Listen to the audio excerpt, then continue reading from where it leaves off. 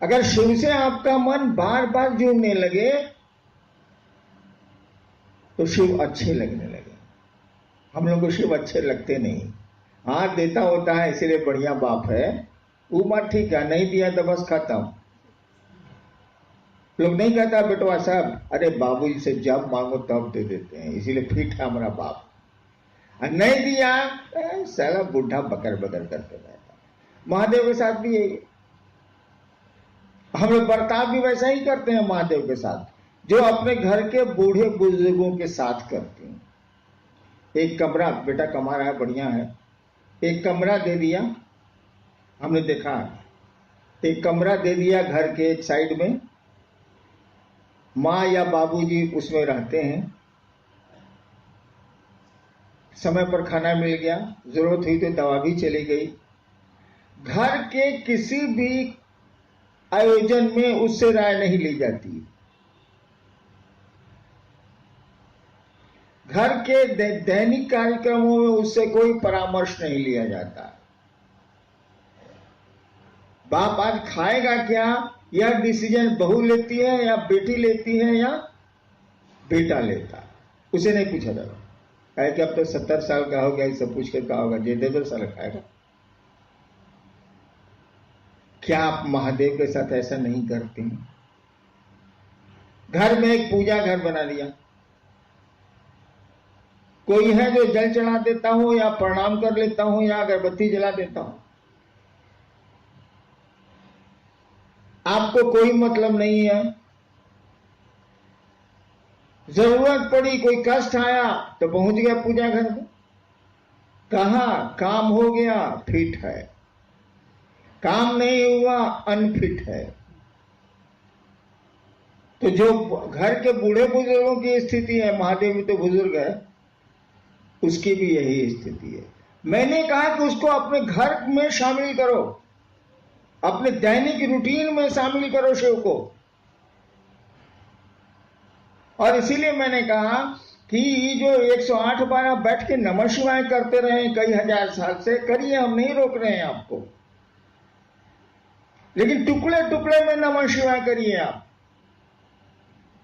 इस पर सवाल भी हमसे लोगों ने किए कि 5000 साल, इतना हजार साल से 108 बार सभी मंत्रों का जप होता है, कि टुकड़े टुकड़े में आप काहे कर दिया।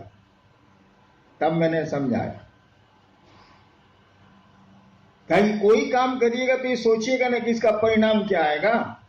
ठीक है, लोग कहते हैं कि इसको आसान किया गया। अगर कैंसर की दवा आसान कर दी गई है और कैंसर नहीं ठीक होता है तो आसान चिकित्सा बढ़िया कि भारी चिकित्सा बढ़िया? साला ठीक ही नहीं होता आसान से, तो हम क्या करें, भारी तो करना ही पड़ेगा। हमने कहा कि टुकड़े टुकड़े में आप नमः शिवाय करिए। अभी बैठे हैं, सांस पर नमः जाने दीजिए, शिवाय उतरने दीजिए, एक बार करिए, छोड़ दीजिए। फिर थोड़ी देर के बाद सांस पर याद आ जाए शिव, या माहौल मिल जाए वैसा, या कोई कारण हो, सांस पर एक बार नमः चढ़ाइए और शिवाय उतार दीजिए। जब भी सांस पर नमः शिवाय करेंगे आप, जिसको अजपा जब बोलते हैं, करेंगे आप, आपका मन शिव की ओर जाएगा ही जाएगा। माला पर करेंगे तो मन बकरी पर भी जा सकता है, अन्य कामों में भी जा सकता है। लेकिन ये लोग कहते हैं कि नमः शिवाय करते हैं, मन ही नहीं ठहरता।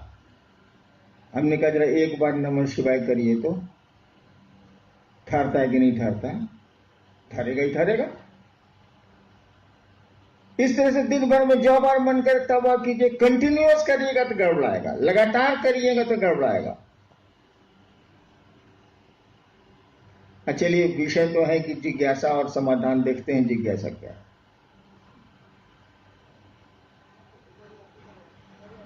नहीं बेटे,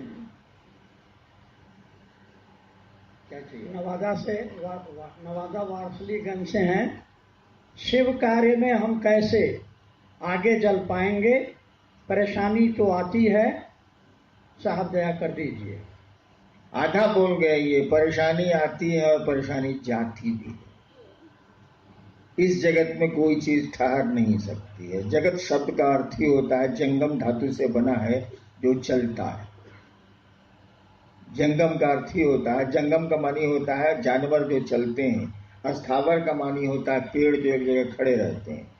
जगत उसी धातु से बना है, यानी यहाँ कुछ भी नहीं ठहरता, सब गुजर रहा है। World is a passing show, ये गुजरता हुआ तमाशा। हाँ, क्या शिव का परेशानी आती है कैसे आगे बढ़ेंगे, शिव कार्य में हम कैसे आगे बढ़ेंगे? बता तो रहे हैं, आप करने को तैयार नहीं है।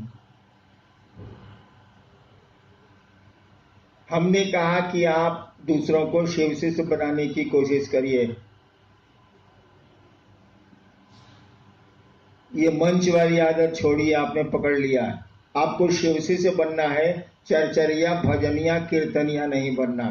आपने शिव को गुरु माना है और आपको शिष्य बनना है। महादेव ने कहा दूसरों को शिष्य बनाओ, तुम्हारा मन भी शिव का शिष्य बनेगा।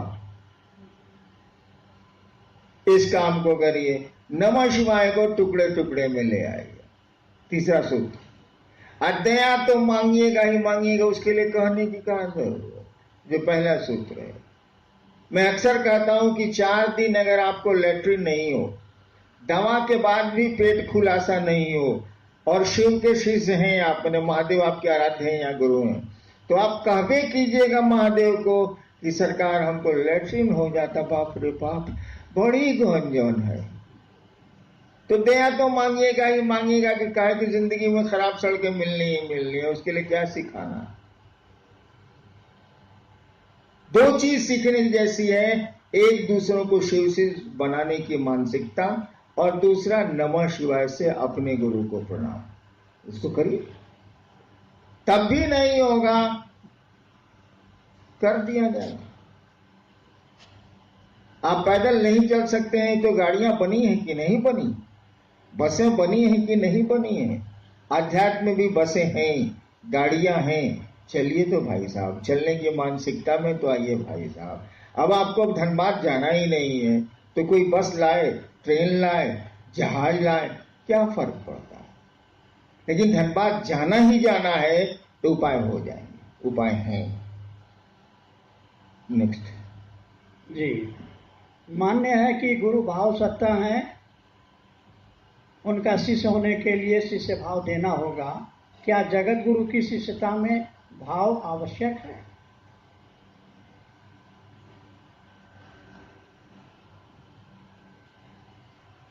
सवाल सुना आपने, फिर से पढ़िए। मान्य है कि गुरु भाव सत्ता है, उनका शिष्य होने, जगत गुरु का शिष्य होने के लिए क्या भाव जरूरी है? बिल्कुल सही है कि गुरु भाव सत्ता है, पिता भाव सत्ता है, पुत्र भाव सत्ता है, माँ भाव सत्ता है, बेटी भाव सत्ता है, माँ बाप सब भाव सत्ता है। ये संबंध भाव पर ही टिकते हैं, लौकिक हो या पारलौकिक हो। अध्यात्म कहता भी है कि भावे लभते देवता, भाव से देवता उपलब्ध होते हैं। अध्यात्म का सूत्र ही है भावेन लभते देवता, भावेन देव दर्शनम, भावेन परम ज्ञानम तस्मा। हाँ, उसकी इसीलिए भाव का अवलंबन करो, ये सही बात है। लेकिन एक बात बताइए, आप लोग कर रहे हैं फटाफट, पर जल्दी जल्दी स्वीकार, जिसको समझा रहे हैं उसके पास भाव है क्या? आपके पास हो सकते हैं, उसी के तहत आप घूम रहे हैं, लोगों को शिव से बना रहे हैं। जिसको बना रहे हैं उसके पास शिव के प्रति भाव है क्या? नहीं है।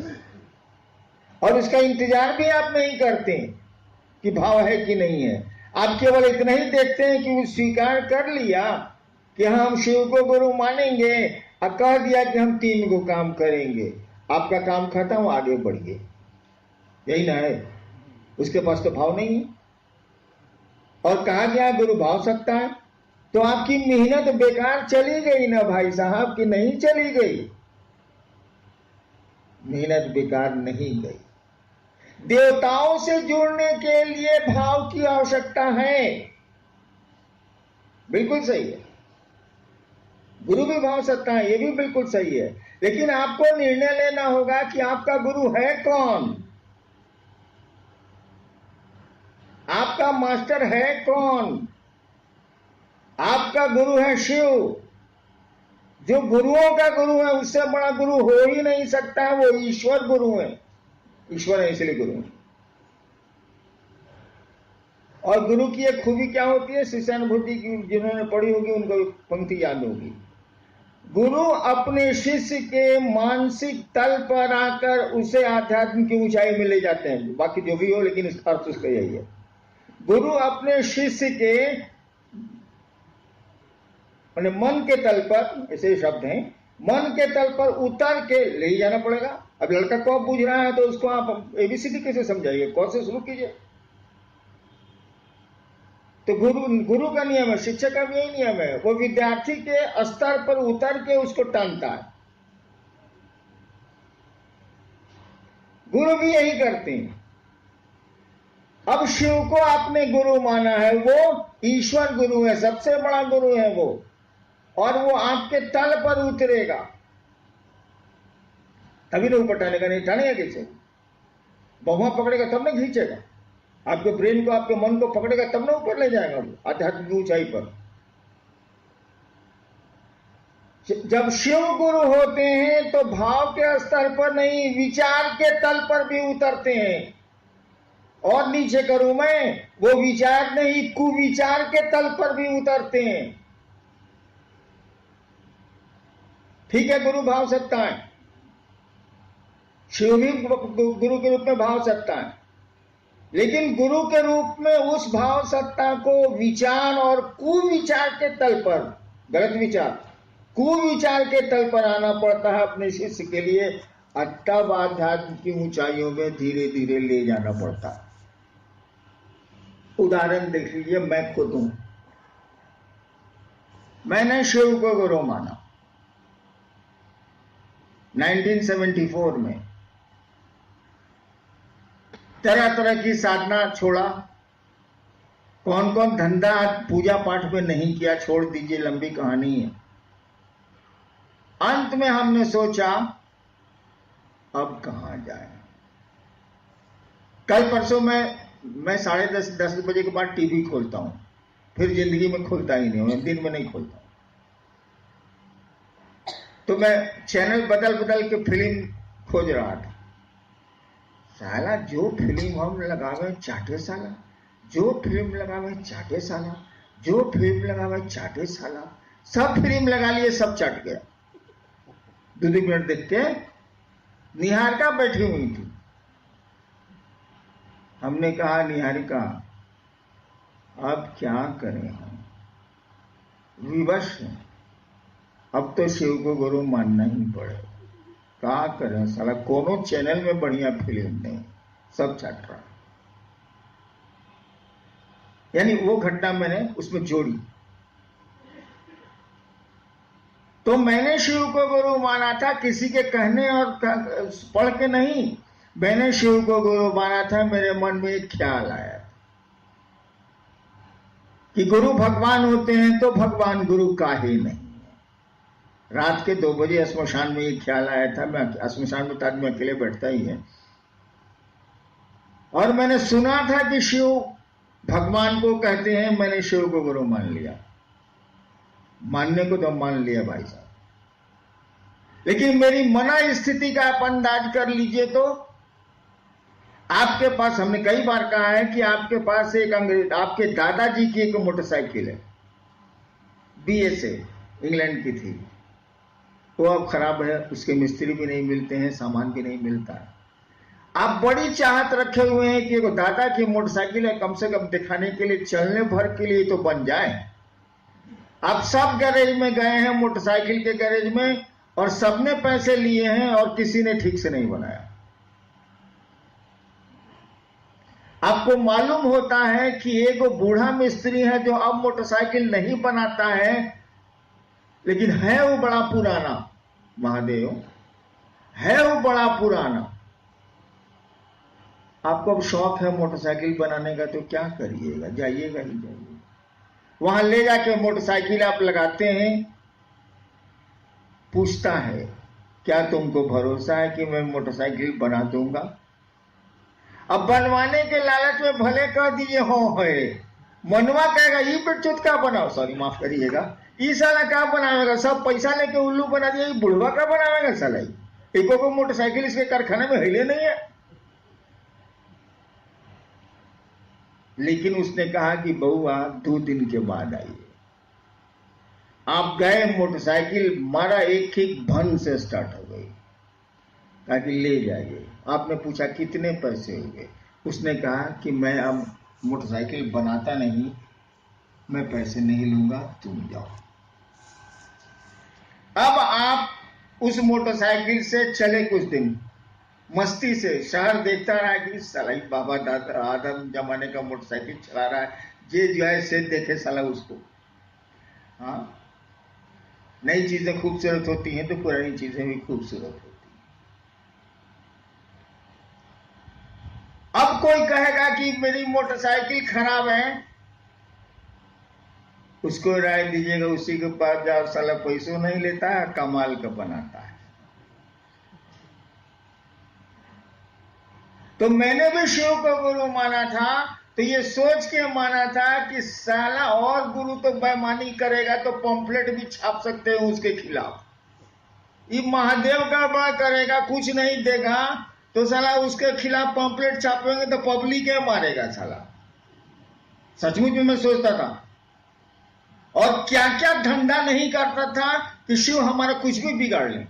बनाने का तो कहां सवाल, बनाने की बात आदमी तब सोचता है विश्वास हो, भरोसा हो। मुझको कुछ था ही नहीं, मैं सोचता था कि कुछ हो इसको पावर है तो मेरा बिगड़ेगा, बिगड़ो। जितना उल्टा काम आप शिव पूजा में जो करते हैं, ठीक मैं उसको उल्टा कर रहा हूं, बिगड़ो। आइए अब उसी बात पर, विचार से शिव गुरु से जुड़ा जा सकता है। हमने कहा कुविचार से भी जुड़ा जा सकता है, उनके बारे में गंदे विचार हो तब भी जुड़ा जा सकता है। शिव देवता से नहीं जुड़ा जा सकता, शिव गुरु से जुड़ा जा सकता है, क्योंकि वो तो जानता ही है कि विद्यार्थी सलाम को करिए भी करेगा, इसको पढ़ने का मन नहीं करता। इसीलिए मास्टर तो अपनी जिम्मेवारी निभाएगा, कैसे पढ़ा के आपको पढ़ा कर कलेक्टर बना देगा। तो शिव भी जानते हैं कि जगत का प्राणी है, जीव भाव के आकर्षण में है, शिव भाव में कैसे जाएगी, कैसे आगे अच्छा लगी। और तब वो विचार करेंगे कि सुंदर विचार शिष्य के नहीं है, तो हमारे सुंदर विचार हो जाए तो तहार कौन जरूरत बाबू, हमार कपड़ा साफे बा तो धोबी के यहां कहे जाए हम। जब सब ठीक ही है तो गुरु के पास क्यों जाएंगे हम? या तो सब गड़बड़ है, सब कुछ विचार भी गड़बड़ है। भाव तो बहुत ऊपर की चीज है, भरोसा होगा, विश्वास होगा तब न भाव जगे, तब भी वो जुड़ते हैं। और मैं इसका उदाहरण हूं, केवल मैंने सोच लिया था कि मेरे पास अब कोई चारा नहीं है, सारा टीवी चैनल में कोनो बढ़िया फिल्म नहीं है, अब क्या करें हम बाप। मैंने शिव को गुरु मान लिया, पूरी तरह निराश, हताश। महादेव के प्रति जितने दुर्भाव हो सकते हैं मेरे पास थे, लेकिन गुलाब के फूल को गुस्से में मरोड़िए या प्रेम से उसको सूंघिए, दोनों के परिणाम बराबर होंगे, दोनों में सुगंध रहेगी। गुरु की यही खूबी है कि मास्टर को गाली देता रहता है विद्यार्थी, तब भी वो जानता है कि इसको पढ़ने का मन नहीं है, इसीलिए ऐसा करता है और धीरे धीरे इसको पढ़ाता है। तो ये बिल्कुल सही है कि गुरु भाव सकता है, लेकिन शिव गुरु आपके विचार के तल तक उतरते हैं, यानी फटाफट आपका पूरी तरह कार्य करे। विचार के तल पर ही नहीं उतरते हैं भाई साहब, आपके कुविचार के तल पर भी उतरते हैं। खाली स्वीकार करिए नहीं भी चलेंगे, शिव को गुरु मानेंगे तो मर्द के स्वीकार करिए। जब मान लिया शिव को गुरु तो मान लेंगे, इसका जो होगा देखा जाएगा, साला कुछ नहीं मिलेगा तो हम जानबे करते हैं। मेरे साथ यही स्थिति थी, कोई विकल्प नहीं था, कोई चारा नहीं था। सही है, ये गुरु भाव सत्ता होते हैं। लेकिन शिव गुरु भाव सत्ता ही नहीं, विचार सत्ता भी है, कुविचार सत्ता भी है। जुड़िए तो भाई साहब। नेक्स्ट जी, मंत्रों का जप भाव की स्थिति में ही फलदायी है। और फिर आगे क्या पूर्ण रूप से ही अपने आप में एक जिज्ञासा है। दूसरी लाइन जो है दूसरी जिज्ञासा, उसको भी पढ़ ही देते हैं। शिव के शिष्य भावांतरण हेतु अजपा जप विधि से अपने गुरु को नमन करने के निमित्त, लंबा टॉपिक है जी, वैसे ने कहा ये पहला ठीक है, मंत्रों का जप भाव की स्थिति में ही फलदायी है।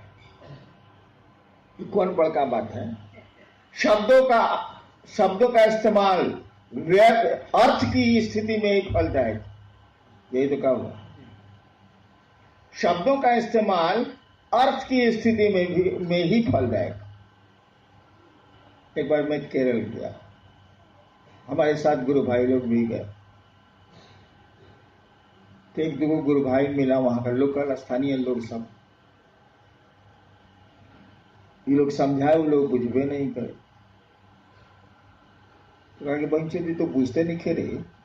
गुरु भाई सब आपस में बतियाया, उसका कान खड़ा हो गया जो बोल रहा था। हमसे आके कहते हैं मुन्ना सिंह कि सर हमको लगा कि हिंदी पूछता है वो, हम लोग घसक दिए कहीं पिटा नहीं जाए। हाँ भाई, तो अब वो अर्थ ही नहीं समझ रहा है तो आप गाली दिए चाहे प्रशंसा कीजिए, बताओ बराबर है। लेकिन अर्थ समझ रहा है तो उसके परिणाम आपको लेने पड़ेंगे। अगर प्रशंसा आपने दी है तो आपको सम्मान मिलेगा, आपने गालियां दी हैं तो आपको अपमान मिलेगा। वही कहा गया मंत्रों का जो परिणाम है वो भाव प्रवेश से ही होगा। यानी मंत्रों में क्या छिपा है, जब तक इसको नहीं समझेंगे आप तब तक मंत्र रिजल्ट ही नहीं देंगे। हाँ, कुछ मंत्र हैं जो देंगे, जैसे नमः शिवाय। नमः शिवाय मंत्र इतना ज्यादा चल रहा है पूरे विश्व में इतने दिनों से कि नमः शिवाय के नाम पर कोई आपको प्रणाम कर सके। शिव के नाम पर नाली वाला सांप भी शिवलिंग पर पूजा जाता है, उतना मिल जाए, उससे ज्यादा नहीं। लेकिन नमः शिवाय का भावार्थ समझेंगे, निहितार्थ समझेंगे, तब न रिजल्ट वहां आवेगा भाई साहब। यानी भाव प्रवेश, यानी नमः शिवाय का भाव प्रवेश होगा तभी रिजल्ट आवेगा, तभी परिणामदायी है मंत्र। कोई मंत्र हो परिणामदायी। अब आप 108 बार नमः शिवाय कर रहे हैं, सुबह सुबह 4 बजे उठ गए, नहावा लिया एकदम प्रेम से फर्स्ट क्लास, नमः शिवाय नमः शिवाय नमः शिवाय 108 बार मारा, उठ गए। एगो ब्रह्मपुर में नहीं, डुमरांव में, आरा जिला में एक जगह, बक्सर जिला में एक जगह है डुमरांव, वहां एक बहुत बड़ा सेठ था, वो पूजा करता था 1.5 घंटा, इतना अगरबत्ती एक दिन में जलाता था, एक मुट्ठी, बड़ा बिजनेसमैन था। एक दिन पहले 3 गो मुंशी को भेजा कि तुम बक्सर चले जाओ, तुम आरा चले जाओ, तुम ब्रह्मपुर चले जाओ, अट्टा गाता में कि हमारा पैसा लेके आओ, जाओ। वो बोला है बनिया के देंगे। दूसरे दिन वो पूजा कर रहा था, करता था ओम जय जगदीशर, ओम जय जगदीशर, ओम जय जगदीशर, 1.5 घंटा कर रहा था वो, अगरबत्ती जला के पूजा कर, पूरा पूजा कर फोटो लगाया हुआ था। सही घटना बता रहा हूं। उसी समय मुंशिया आया, एक जो बाहर भेजा था वो आया, दूसरा आया, तीसरा आया। दूसरे दिन की बात है, अभी लोग सोच रहा है कि 1.5 घंटा मालिक पूजा करेंगे, तब तक बहुत काम है मेरा, फिर बिगड़ेंगे क्यों, काम कहीं नहीं हुआ। तो सोचा कि पूजियों में बोल देते हैं कि क्या हम लोग गए थे तो क्या हुआ। एक को बोला कि मालिक गई रहनी है बक्सर, कल कि 20 तारीख के दे पैसा। अब वो कर रहा है हरिओम हरिओम हरिओम हरिओम हरिओम हरिओम हरिओम, जोते से बोलता था। जैसे ही बोला कि 20 तारीख के बहनचोद हरिओम, बहनचोद हरिओम, माधवचोद हरिओम, माधवचोद हरिओम, साला कहा था पैसा देने को, माधवचोद 20 को देगा, भोसड़ी वाला साला हरिओम हरिओम हरिओम हरिओम, तेरी माँ चलो हरिओम हरिओम हरिओम। सही घटना मैं बोल रहा हूं। तब तक दूसरा मुंशी बोला, गए थे हुजूर बिहिया, वो बोला कि 25 को आइएगा। तेरी बहन के चोले सला हरिओम हरिओम हरिओम हरिओम हरिओम, तेरी बहन के चोले तेरी माँ के चोले सला हरिओम हरिओम, आगे बोला था पैसा देने के लिए सला। यही पूजा 1.5 घंटा करता था वो, इतना मुट्ठी अगरबत्ती जलाता था। वही सुबह सुबह आप नहा लिए, नमः शिवाय करने बैठे, सही मंत्र भी आपको मालूम है, सही आसन भी किसी ने आपको सिद्धासन सिखा दिए या पद्मासन कर रहे हैं आप। 108 बार में 100 बार नमः शिवाय होगा, 100 बार महादेव का ध्यान होगा, 100 बार धरती का ध्यान होगा। आइंस्टाइन का ब्रेन चेक किया गया, इतना बड़ा वैज्ञानिक था विश्व का। चेक करके मालूम हुआ कि वो कंसंट्रेट कर रहा था 9 सेकंड मैक्सिमम, 9 ही सेकंड वो एकाग्रचित हो ही पाता था, 9 सेकंड से ज्यादा नहीं हुआ हुआ आज तक। तो हम लोग तो आइंस्टाइन का ब्रेन रखे नहीं, तो 4 सेकंड 3 सेकंड तक कंसंट्रेशन होगा। और जब का विधान है कि जो मंत्र होगा उसके देवता का स्मरण भी होगा। जब विधि में समझा नहीं रहा, लेकिन जब का विधान है कि आप होंगे, मंत्र होगा और मंत्र का देवता होगा। मंत्रों के यानी गुरु होंगे। तो आप जब कर रहे हैं नमः शिवाय नमः शिवाय नमः शिवाय, अभी बीच में मदद सलाम पहचाने किया नमः शिवाय नमः शिवाय नमः शिवाय नमः शिवाय नमः शिवाय। कितना देर नमः शिवाय हुआ भाई साहब? ये जब कितना देर हुआ? और आधा घंटा के बाद 20 मिनट के बाद आपकी पूजा समाप्त होने के बाद धरती में जो फंसे तो फिर सुबह भी पूजा याद आएगी।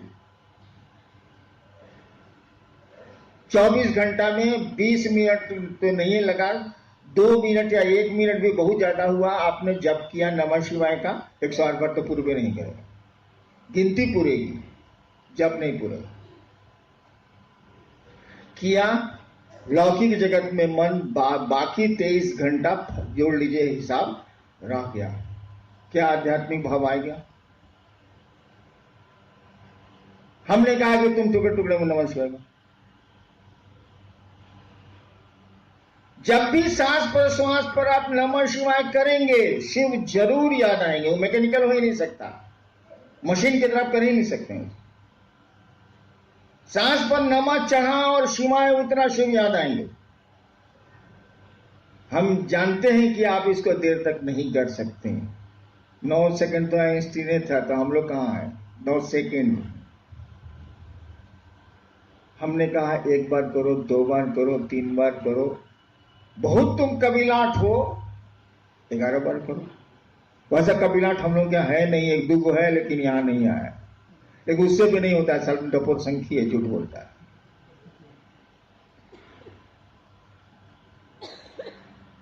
फिर आप आधा घंटा के बाद नमः शिवाय करिए।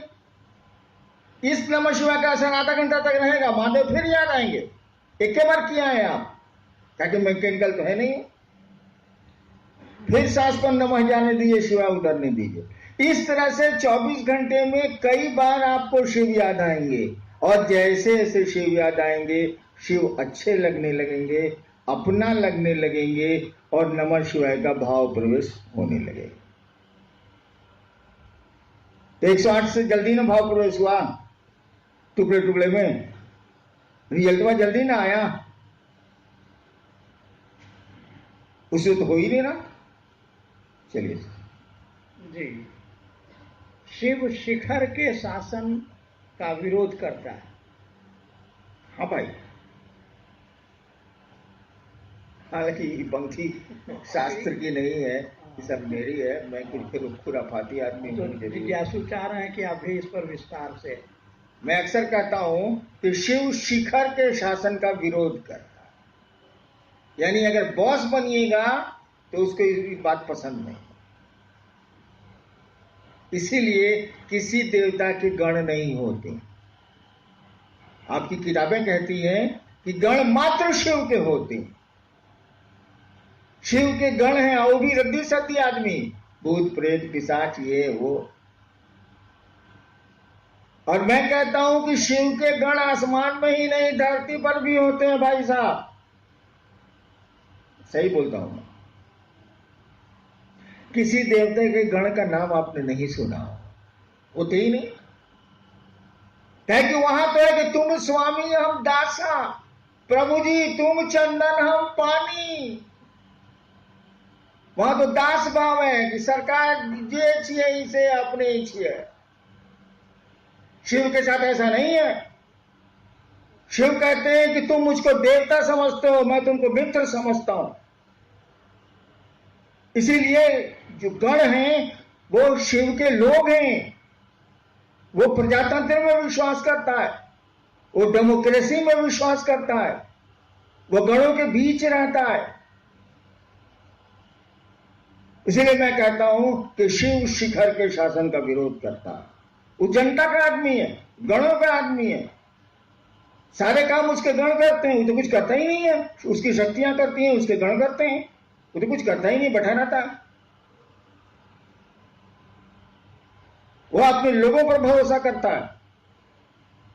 उसकी दुनिया उसके लोगों से चलती है। इसीलिए कहा गया शिव के गण होते हैं, और किसी देवता के बारे में कुछ कहा ही नहीं गया। गण होते ही नहीं, दास होते। शास्त्र भी बोलते हैं, शिव के बारे में बोलते हैं प्रभुम, आप प्रभु हैं, ईश्वर तो है। ईशम, ईश कहते हैं कंट्रोलर को, जो कंट्रोल करता है, इसी से बना ईश्वर। ईश का मानी जो कंट्रोल करता है। अब कंट्रोल किए हुए है, वायदा नहीं भागने देगा। प्रभुम ईशम गुणहीनम, गुण कहते हैं बंधन को। गुणहीनम मन आपस कोई गुण नहीं है, कोई बंधन ही नहीं, सब बंधन मुक्त है। ईश्वर है ही तो बंधन मुक्त है ही। गुणहीनम उलट दिया अशेष गुण, कल कोई गुण तुम में नहीं है। अब गुण गिनाएगा तो सारा खत्म नहीं होता। शिव का तो यही पैराडॉक्स है। कहा कि गुणहीनम, आपको कोई गुण नहीं है। हाँ भाई, ईश्वर है तो गुण कहां से आए। फिर कहता है कि अशेष गुणम, जितना गुण गिनाते हैं फिर पहुंच जाता है। अब क्या करें हम।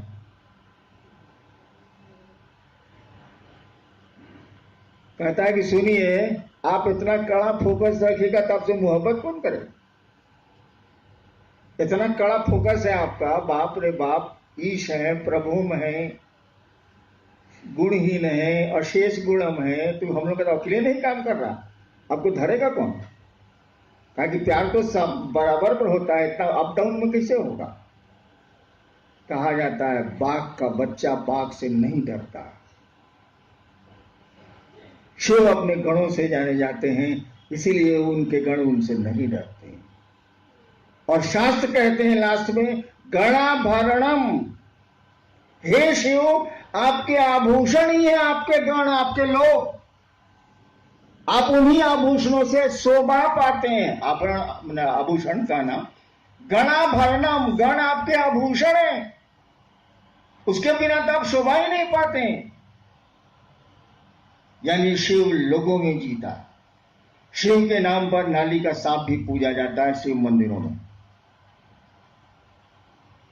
वो लोगों के बीच जीता है, गणों के बीच रहता है। गण माने आदमी, गणतंत्र से बना है, लोगों के बीच में रहता है।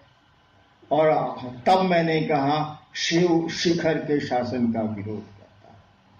जब भी बॉस बनिएगा अपने को ऊपर ले जाइएगा, शिव की नजर में खटकेगा, क्योंकि वो तो जनता का आदमी है। वो तो जितने नीचे के लोग हैं उनका आदमी, नीचे के लोग मतलब लोग सबका उनका आदमी है।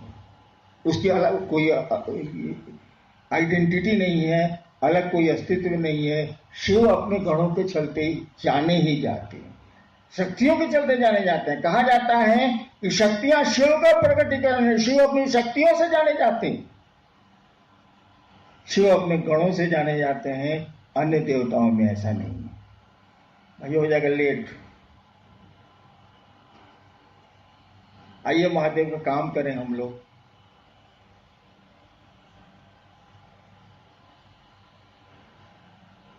मरे चाहे जिए रहे अगली कतारों में। जीवन जय, नहीं तो मरण होगा। यात्रा नहीं, अब रण होगा। रश्मि रथी जीवन जय। या तो शिव को धरती पर गुरु के रूप में उतारेंगे, गुरु उतर जाएंगे, शिव उतर जाएंगे। शिव को धरती पर उतारेंगे, या नहीं जीवन जाए नहीं तो मरण हो। लेकिन इसके लिए भी लोग तैयार नहीं है। कल मंडल जी को कहा कि मंडल जी हम लोग बोझा बने हुए हैं धरती का। साला महादेव का भी नहीं हुआ। 40 साल से ईमानदारी से मैं खट रहा हूं। मैं अपनी बात जानता हूं, दूसरों की नहीं जानता। बिल्कुल अपनी समझ से ईमानदारी से खट रहा हूं। और साला कुफ्र है कि टूट ही नहीं रहा, ये महादेव का काम बढ़ ही नहीं रहा है। तब रह के क्या होगा? साला धरती के हम लोग बोझा हो गए हैं। चलिए हम लोग जल दरिया में डूब जाए। मंडल जी को कहा। मंडल जी के भाव से मुझको लगा कि नहीं सर, आपको डूबना है डूबिए, हमको रहने दीजिए। आप सबों को प्रणाम।